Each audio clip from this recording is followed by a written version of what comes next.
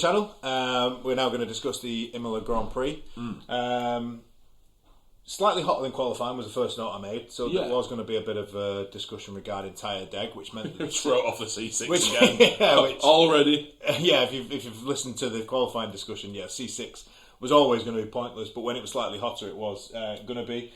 First bit to talk about was the first lap, first turn, sort of outside into turn 1, inside into turn 2. The move by Max Verstappen and Oscar Piastri. I mean, it was all or nothing, wasn't it? This was I'm going to do this. Yeah. It was. Harry Benjamin said it in commentary. It was absolutely inch perfect. Yeah, he was brilliant in commentary. Yeah, I just want to throw that out there. As much as we love Crofty. Yeah, I did actually make a note earlier on saying where's Crofty and Brundle with a sad emoji. But fair play to, and I do like Anthony Davidson. Yeah, I have a soft spot for him because if anybody remembers, he commentated in 2006 the Hungary Grand Prix, which is Jenson Button's first ever win. And the emotions from Anthony Davidson to say he was there to commentate that. So I have a soft spot for Anthony Davidson. He was a test driver, wasn't he? Yeah. So I thought the two of them were brilliant, as I said. But like Harry Benjamin said, inch perfect, that move by Verstappen on Piastri. And it does... One thing I will say, and Anthony Davidson picked this up in commentary, it was interesting because I thought the same. In F1, the reason we get to see so many moves like that is because there is a respect, there's given enough room, and that there is that sporting respect between. I would argue that you don't really get in a lot of other sports. That level of respect to allow your opponent because it's safe. Yeah, it's like saying if Messi gets the ball, you don't quite throw yourself into a tackle that hard because of everything he's achieved. Yeah. And it's not the case, but I think the difference with Formula 1 is there can be a lot of hurt if you don't show respect. I was going to say, throwing in for a tackle is a bit different. Yeah, I know what you mean. Yeah, but... What a move, though. I'm going to say it right now, and we said it before we started recording, didn't we? That move alone, plus the Mexico 21, which I was saying about the other day. Yeah. Both of those moves, Max is so late on the brakes. Now, Piastri said he could have braked a bit later. I don't think it'd have made any difference. No. Max was coming through whether you liked it or not. And that, I mean, we just said about respect, that kind of... I think Waz's all over that, don't he? Best in the world at the moment, best of his generation. Moves like that take you back to Mansell, to Schumacher. You know, the guys who drove a car, and he's not stopping there, or he's not doing that. I think the only thing I will point out is Piastri does him he doesn't do him a favour. That's the wrong way to put it. Piastri shows him the best amount of respect, and Piastri's also very conscious of the Martin Brundleism of you can't win a race on the first lap, but you can certainly lose it. Yeah. The irony is I actually think on this occasion Max Verstappen probably did win the race on the first lap. But by the by. The only thing I will say is Verstappen doesn't show that level of respect to his opposition. You go back to Saudi Arabia this year, and it's quite... And Miami this year. It's quite interesting that it was the same two, so Piastri and Verstappen going into turn 1. Maybe I've got papaya tinted glasses on this, so if I Orange. Papaya. If I have, everybody who wants to disagree with me in the comments. But I think if that's Piastri going on the outside of Verstappen will force him off as he does in Saudi. Yeah. And somewhere like Imola that causes a bit more of a problem than it does in Saudi. I think Piastri's a lot more respectful and goes, all right, fair enough, I can see you there. I've got to give you the room, otherwise you're in the gravel. I don't want that sort of punishment later on in the race, blah, blah, blah. So I think he shows him the right amount of respect, but I don't think Verstappen gives that back. So no, he does. I mean, the almost like-for-like move, which again points to this is how you're the best. Was it Imola in 21 when it was a bit rainy, a bit drizzly? Oh, God, yeah. Hamilton put that same move on Verstappen, and Verstappen ran him across the curbs, damaging all of Hamilton's floor and everything. Yeah, it wasn't that corner, was it? It was the chicane. No, because it was the chicane later on where you've actually got to run off. But anyway, it shows the complete different way of going racing. I'm not saying Max is wrong. He crosses the line a few times, which we discussed in Miami. But earn it.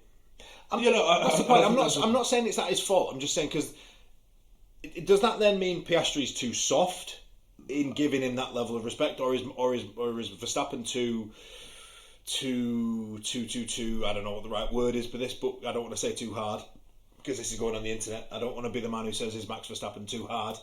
I've just done it now. It's funny because I was just about to say you've got to prove your bollocks a bit. Sorry, balls are bigger than Max. Who's very hard, apparently. Who's very hard. So Piastri's soft, and Max is always erect, is what we're basically getting at. But my point is Verstappen a little bit too respectful, and therefore will lose out in those sorts of battles, or is Max a little bit too sort of rushing with it, and he needs to calm down a little bit, or is it that they're just two different drivers, and that's what you're going to get? I think they're completely different drivers, and I think Piastri's found himself in a really, I won't say comfortable, because it's always better to chase than be chased, as in Formula One, you know. But he knows the car's going to be the best the next race. Yeah, he knows that he could probably get the win over anyone, or he believes that definitely this season. He's proved it enough times. Let him have this one now. You know, it's almost where's the biggest loss? The biggest loss is colliding and him running off down the road. Yeah. Let him go sometime. And I think he's just, Piastri's that calculated, and I wouldn't put it past. Yeah, that he's gone, I'm not going to win this fight. Never mind. Yeah, there'll be another one down the line. Let's see what happens next race. You know, that kind of thing. But fair play to Max Verstappen. I thought that was an absolutely incredible move. What a way to start the Grand Prix. And then a great move eventually as well by Lando Norris on George Russell as well. And we were just talking about this. We've been quite critical of Lando Norris in the past, saying he can be a little bit too hesitant, too sort of rushed and not calm enough, and almost panicky about all of his decisions. I know there was a moment where he went off the grass, and all right, you could argue that points to what we've just said. No, that argues that the track is better than everything we've been on. He's got off onto the grass. But I thought eventually I thought Norris. I was going to call him Nando Loris. I thought Norris. The one lap he went around the outside, George wasn't letting him in. Then the next lap he went down the inside, and that's when he had two wheels on the grass because again George wasn't giving him that space. And then on the outside, to go a bit naughty. A little bit. Oh, it's like a bit. I'm just saying within boundaries. Yeah. I personally, as a McLaren fan, I was fine with it. And then on the next lap to go, overtook him. Yeah. If it had been different, it would have been the other way. And then obviously the next lap to go around him on the outside. I thought that was just brilliant driving again from the two of them. Brilliant move from Norris. But this is again what we keep asking Formula One for more tracks like this, because the high risk, high reward. It means that when we see the overtakes, because they don't have much room for error, because the outside has got a very small runoff area in the majority of its gravel, because to try and go into the corner he has to have two wheels on the grass. That's what we want to see. It's high risk, high reward. Stop giving us car parks. The issue with Imola is not the track. Don't get me started. The issue with Imola is not the track. It's the size of the cars driving on the track. Same with Monaco. If you shrunk the F1, don't get me started on Monaco. But to a degree it's the same. Yeah, but if you shrunk the cars back down to 90s size, Imola's brilliant. Imola is a proper old-fashioned up-down, the hills, the inclines, the drops, chicanes, fast. Yeah, proper racetrack. You keep widening the cars, and we're not going to have any tracks that support overtaking. No, even Silverstone looks a bit skinny in places. That's an airfield. You could go back to Paul Ricard, because that's like 5 tracks in one in it, and they could just use different routes. Oh yeah, that could be. Your first lap, you go around this little bit, and then the second. Honest, but Paul Ricard's the biggest car park. The only difference they've got is they've got really rough bits that if you go off, you might scratch your tyres. Yeah, that was nonsense. Paul Ricard. Save Imola. Yes. Sorry. On that as well, they did mention in commentary. I was going to leave this till the end, but they mentioned that Imola at the moment hasn't renewed for any further season. So as it stands, there is no Imola in 2026 onwards. And as it stands, from the rumours from the paddock that are going around at the moment, is that there is no progression in those discussions. So therefore, as it stands, that's the last time we'll see Imola. For me personally, that is an absolute disaster, especially if it's replaced by more nonsense. So see that's the issue. Yeah, and it's an issue that Silverstone has had for years, up until very recently when Monopoly Man with Tash. Chase Carey. Thank you. Has turned around and said, in fact, Stefano Domenicali has said it as well. The man talks sense. Silverstone should be slightly more protected. This is where Formula One started. Its first World Championship race was. Last week was anniversary. Yeah, of course. But that's a proper racetrack as well. And unfortunately, Imola doesn't bring in the crowds. It doesn't bring in the money. It's a very sleepy little region up in the northwest of it. It's beautiful. There will be a podcast about me talking about the whole region. Yes, there will. Yeah. But moving on. Excuse me. It's a proper racetrack. The issue we have is that somewhere in America they'll pay more for it. And that's the point. And please, no one in F1 is ever going to listen to us say this. From us, just stop getting rid of the good tracks. Imola was brilliant this weekend. It's that high, like we keep saying, the high risk, high reward. It isn't. You can run off there because you're just going to drive into more lovely surface tarmac. We want gravel traps. We want grass. We want. We want punish a driver for taking too many liberties. And again, when the cars are slightly, because so far from what we understand, the 2026 regs will bring the car width back in a little bit, and it'll be shorter as well. And it was shorter, so we will encourage a bit more overtaking. So tracks like Imola will get a rebirth if we just have slightly narrower cars. Please don't get rid of it. Please sign it back up. We're begging. We're praying. Fight for Imola. Save Imola. The VSC that we had eventually helped Lando Norris and Max Verstappen. Very unfortunate for Oscar Piastri, I've got to say, in regards to the top three at this stage. Yeah, I mean, I can't think of time. Sorry, we know that we've mentioned, in Miami, it was in the sprint, it was very beneficial to Lando and Lewis. Yeah. You could argue Miami last year, it helped Norris a little bit. Behind you. I know, yeah. I don't think it helped him a little bit. No, I'm trying to be polite because I'm not turning this into a McLaren beating. Even though they are beginning to look a lot like 1990s arrows with the orange and black. Anyway, what I will say is papaya orange. What I will say is it's very rare at the moment that a safety car helps someone over another. So it's sad to see that Piastri got stung a little bit by it. It was sad to see Leclerc, I believe, got stung by the actual safety car later on in the race as well. Yeah. It doesn't, the teams are so ahead and on top of all this now that it's rare to see them go, they've been caught out there. But again, you can argue that's again what we like about sport. That's why F1. these people are paid so much. Yeah. It's learning to adapt with your circumstances, and sometimes there is just nothing you can do about it. Football, you can have an injury on the pitch, and there's just nothing you can do about it. Yeah, no matter how well you train. Yeah, you can just do something. So that was a shame. Although, one thing that didn't help Oscar Piastri, because I wrote this down, and McLaren were having a little bit of an off day with pit stops in general. Piastri's 2 pit stops were 3.4 and 3.3 seconds, which is really slow. I think the quickest pit stop, this season is still 2 seconds. Ferrari from Bahrain, wasn't it? I thought it was Australia. It was Australia. I keep thinking Bahrain was the first one because it used to be, but so Ferrari, and so still from the first race of the season, we still got that 2 second pit stop. I think the quickest in recent memory, I think McLaren got a 1.9. Was it 1.9 or 1.8? I think Red Bull have done a 1.9 a few times as well. So it goes to show, but when we're talking about a sport where a second is a huge amount of time. I wish it wasn't. No, I won't go there. Before we get ourselves in more trouble, because I've used some quite choice words already. We've talked about Pete driving hard as well. Check out View from Luffield After Dark. I'm not taking my shirt off. Are McLaren playing things easy?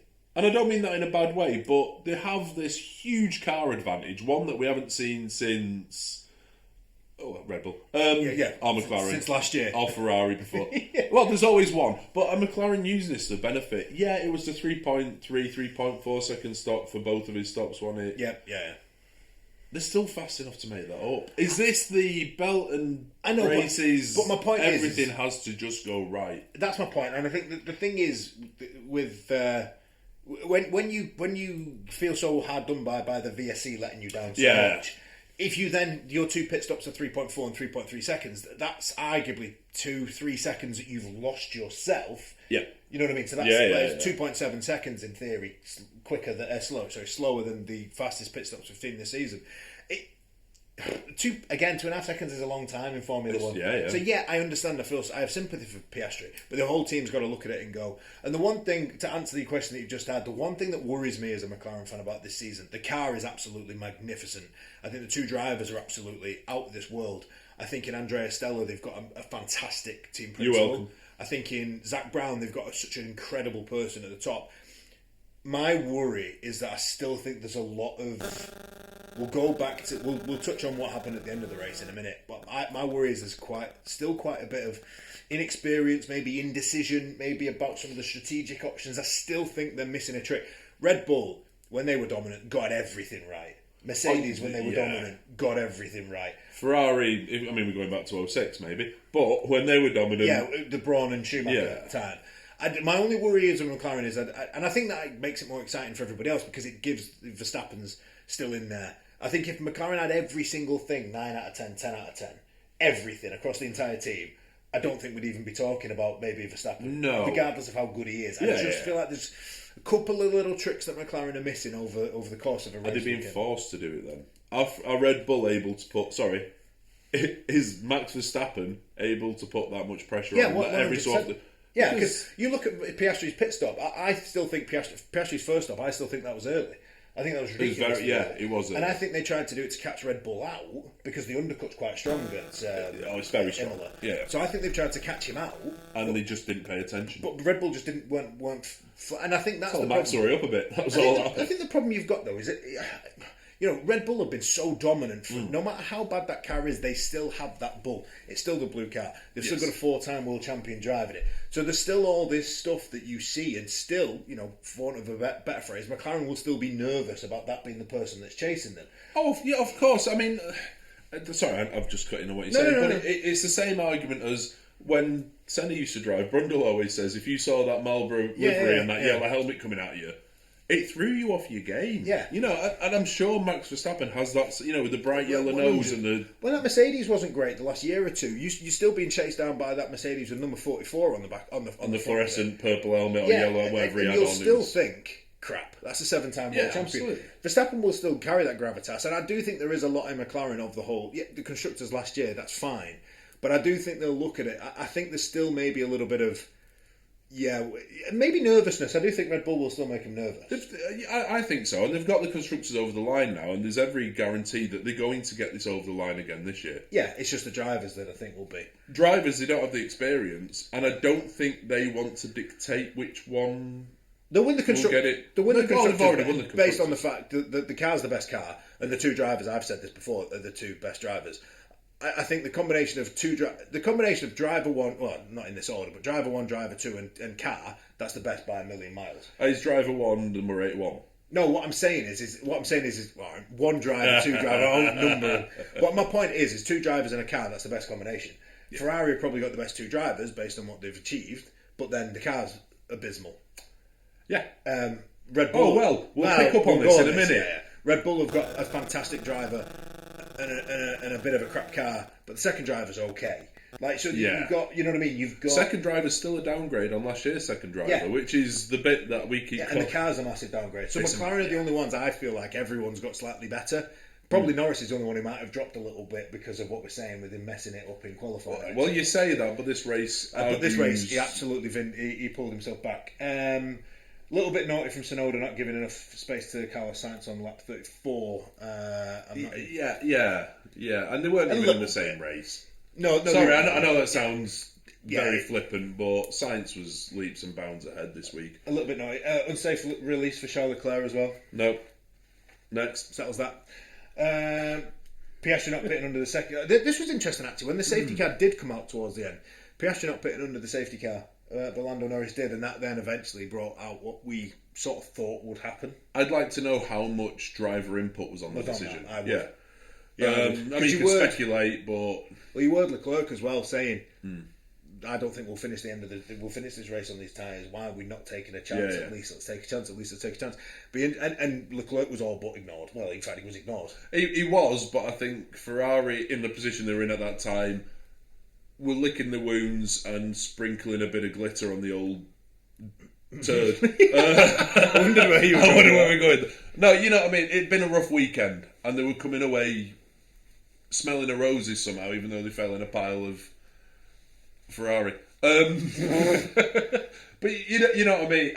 Yes, I reckon if they were more confident in the car, if they'd have qualified better, they'd have taken a risk. Yeah. I think it was a belt and braces, let's get lots of points here because we've embarrassed ourselves yesterday. I think was what led to Ferrari's decision. One thing I will say on the Ferrari thing, because we'll move on to the other teams who are successful. I was just about to go on to this, genuinely was. My next note was going to be unfortunate for Antonelli to retire, and then I was very unfortunate for Antonelli. It's a shame, especially his home Grand Prix. He's a Bologna resident. Yeah, poor in qualifying, poor in the... Yeah, he was a bit non-existent this weekend, which was a shame. Lewis Hamilton, okay? I have been critical of him, rightly so, and I stand by my criticism. There was a little bit of Lewis this weekend. There was a little bit of Lewis. And there was a little bit of a spark in that number 44 again. Yeah, so I touched on this earlier when we were discussing qualifying. I was looking forward to asking Phil some questions about this weekend because qualifying was that poor. Yes. From a Ferrari point of view. But in fairness, in the race, I thought both Ferraris were absolutely magnificent. I do think Leclerc was unlucky. Yeah, Leclerc got unlucky with the safety car. But I think in the main, I think both Ferraris were magnificent. I thought the team actually did everything right as well. There was no drama from their point of view. They were both on different strategies, so eventually, but it was the right way to manage the two different strategies that the drivers were on. If I'm honest, I genuinely don't, and I haven't written a lot of notes about Ferrari, which probably tells you a lot, is in as much as I actually think that they got everything pretty much right this weekend. They were right, but this points back to my complaint I've had all season. If you'd have started them 4th and 5th with that pace, with a bit of clean air, because argument says the 3 in front of them would have run off a little bit, they'd have been threatening for a win, I think. Yeah. Only because they got everything right, they were quick. Their straight line speed was mega. Yeah, they were very fast in a straight line, and they were making up time on the cars in front of them quite regularly. But it goes back to show this is what happens. Qualify further up the grid, and we could have had a Ferrari 1-2 yesterday.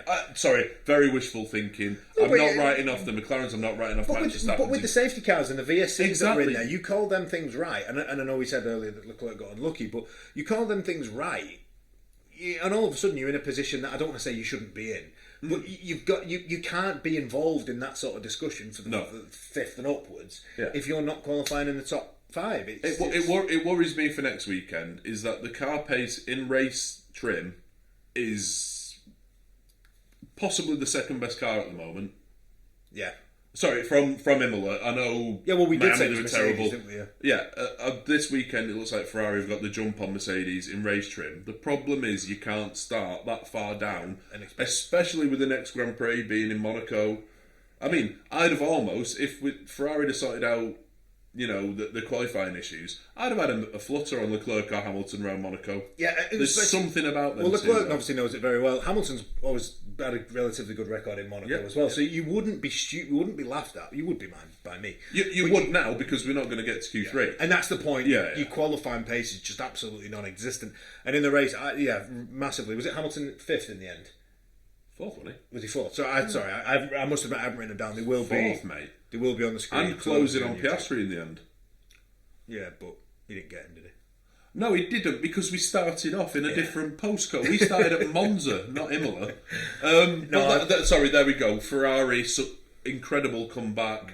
Spared a lot of blushes with the top management. Cheered Hamilton up. You could see he had that little bit of a cheeky smile at the end of the race and all the interviews. He's said there's more to come from Ferrari now. Unfortunately, we've heard that too many times already this season. And I hope he's right. And I hope there is, because I want the red team fighting up at the front with the 1997 arrows. And that's the point, though. We keep getting told that they come in, and then they just don't.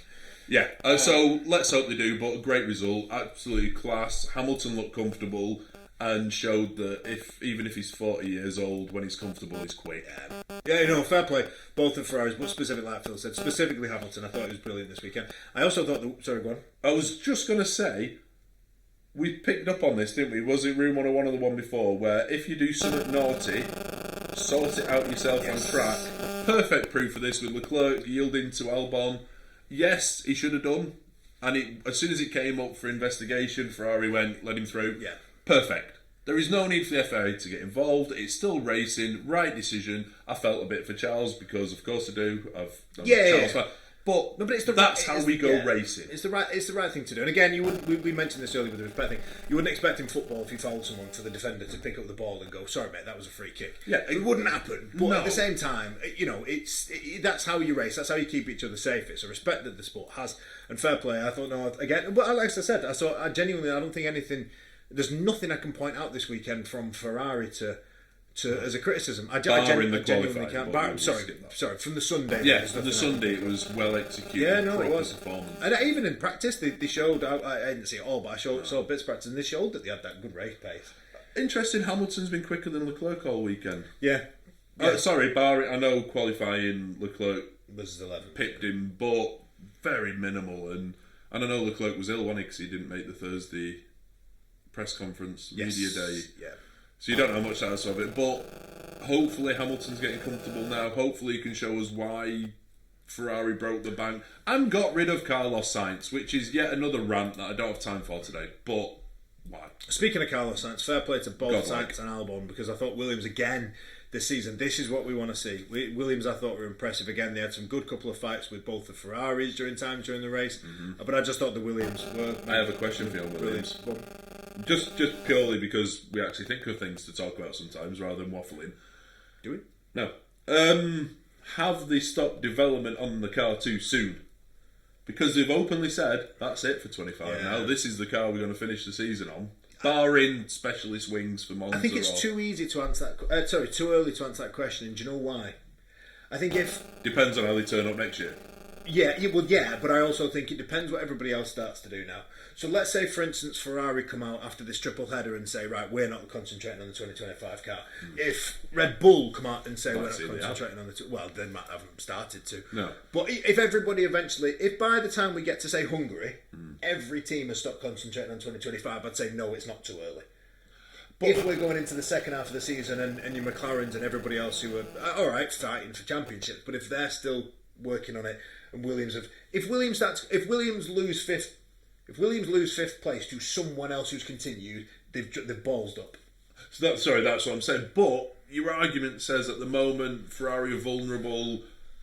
They could almost have been sniffing. There's a big gap at the moment, I know there is, but they could have been sniffing at Ferrari's heels. And what better feeling than taking fourth and knocking the mighty off the perch, especially for Carlos, who... From Williams' point of view, though... That's not their aim. No, it's not. And doing that in 2025 would be fine. But then they go into 26, Ferrari have concentrated on that, Ferrari wipe the floor with them. If they go away now and look at 26... If they can beat Ferrari, let's say in 26, there's a more chance of that being a sustainable over the next generation. Yeah, agreed. I just thought it's an interesting. It is. If they don't get fifth, because of that decision, yes, they've absolutely dropped one. But I think it's too soon to answer that. I don't see them losing fifth. I think they're more likely to catch teams in front of them. And I think if you'd have said to them at the start of the season, Sauber, we already know aren't concentrating on this year. Alpine have definitely given up already.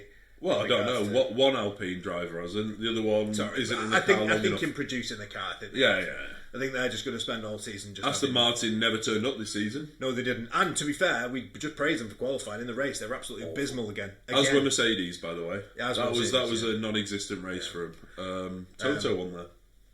Yes, I wondered how much of an effect that would have. But yeah, Aston Martin are awful again. They've obviously... So my point is, Alpine, Aston Martin, Sauber, I'd say Haas aren't really doing... They've done a bit, but I don't think they're going to carry on doing anything else. I think Haas just want to take 6. I think they'll be very happy with the drivers lineup they've got, youngster, this massive input by Toyota that's just going to get bigger and bigger every year, which is a weird kind of layout anyway, because they've got technical backing by Toyota.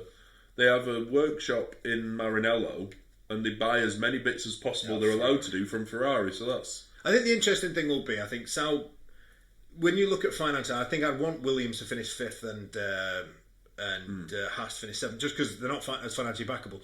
I think what you've got is, obviously, you've got Audi are going to come in to replace Sauber, so they're going to be all the financial backing. They're not bothered about this year. Alpine have obviously got the funding of Renault as well, so they're not bothered about really doing a great deal this year. I think Aston Martin, of course, as well. So I think those 3 teams aren't bothered if they're 7th, 8th, 9th, 10th, whatever. Yeah. I don't think they care, and I think it'd be nice to see Williams and Haas get 5th and 6th. And I think as long as they do, I don't think they'll regret any decisions. No. And just a very, very quick one I did want to finish off on. I think I do agree that McLaren shouldn't have got involved in the whole Lando Norris Oscar Piastri battle for second. I think realistically, if Piastri would have let Norris through, I don't think Norris would have overtaken Verstappen. I think he'd have put pressure on him. But I think McLaren were right when you consider that the 2 drivers are fighting for the championship. I think they were right to let that go. Later on in the season, if it starts to get a push where it's looking at, if we do that again, Verstappen might actually win the World Championship. I think that's fine. But I think at the moment, I think it's fine to let them race as they are. I think eventually they will have a decision to make where they have to just say to, as it stands, Norris, you're going to have to support Piastri, but obviously it's closed the gap now. He has. And to be fair, they're in that very comfortable situation that no one's going to go near them in the constructors. Exactly. So let them fight a bit. Yeah, I agree. 100%. As long as they don't take each other off. I think the first time there's a spark or there's a collision... they'll get involved. I think the move by Norris on Piastri, though, at the end, proved that there is... I don't think there's this tension that people want there to be for a dramatic story. There isn't, but I'm going to throw out some at random, but I can still see it happen. 3 laps to go round Silverstone. Norris is following Piastri.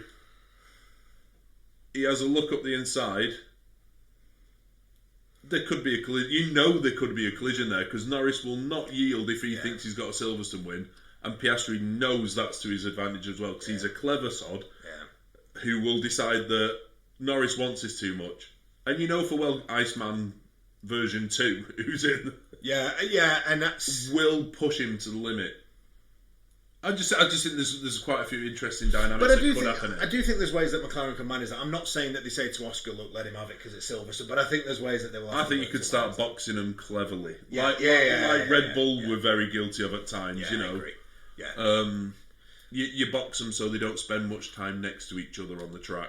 And then when one comes to catch the other one, box it. It's been done, and sometimes it's the right thing. But no, I agree with you completely. McLaren are in a very comfortable situation. Let them fight.